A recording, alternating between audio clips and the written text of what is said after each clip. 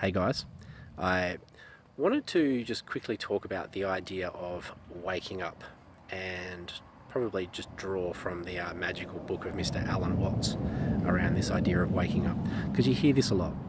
It's pretty much the most common term used in all the fluffy bunny circles in regards to describing our spiritual development.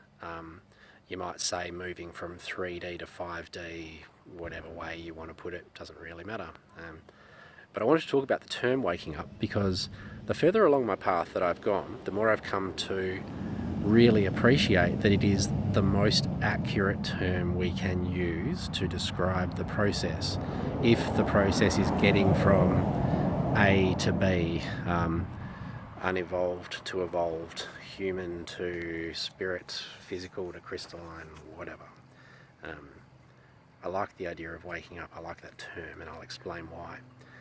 Someone asked me once, how do we wake people up? How do you wake people up? And it's funny because my first thought when they said that was to start shaking them and go, wake up, oi, wake up. And I just want you to think about this for a second. I want you to remember what it was like the last time you were in a profoundly deep sleep. And you may have been dreaming, you may not have been, but the point is you were somewhere very different than here.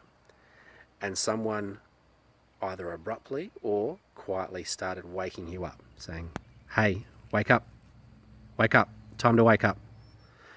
I want you to remember what it was like changing gears from that deep, profound space of sleep to alertness and awareness and consciousness back into your physical body, into the physical world that we know.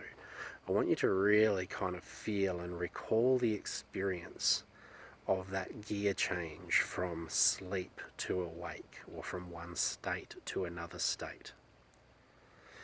Now, we've woken up basically every single day of our life after sleeping. So we've become quite accustomed to this jarring process of moving consciously from a sleeping to a waking state. We do it basically every day. So unless we're jolted out of a deep sleep, usually in the morning, by the time we open our eyes, we're not freaking out. We have some sense of where we are. We've woken up before. We know where we've woken up, and we know pretty quickly that we were asleep, even if we've just been startled from a dream. We can recall fairly quickly that we've been asleep. I want you to really think about the feeling, though, in terms of the space difference and what it feels like to move from one state of awareness and one state of being to another. Now consider the dream state. Now in a dream state, largely it will represent things that are known and familiar. It will portray or draw on things based on our physical reality, even though the dream may be very fluid and even fourth or fifth dimensional in a way. It shows the things that are real to us. But when we're in a dream and we're engaged, we are engaged, whatever it happens to be.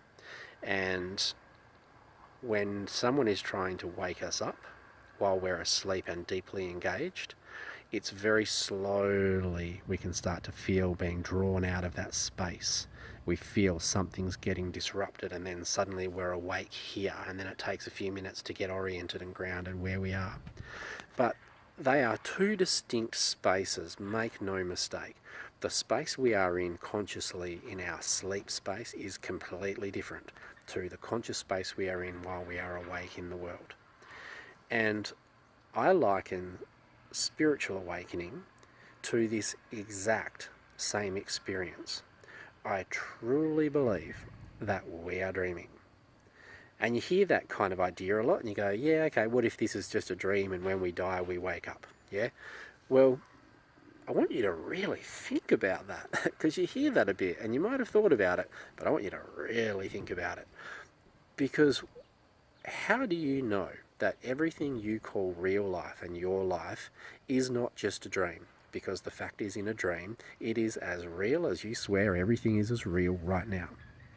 Who is to say that you, in your full embodied presence, are not actually fully embodied and present somewhere else and are just thinking about or dreaming this experience, of course, in which you are engaged in the first person, just like a dream?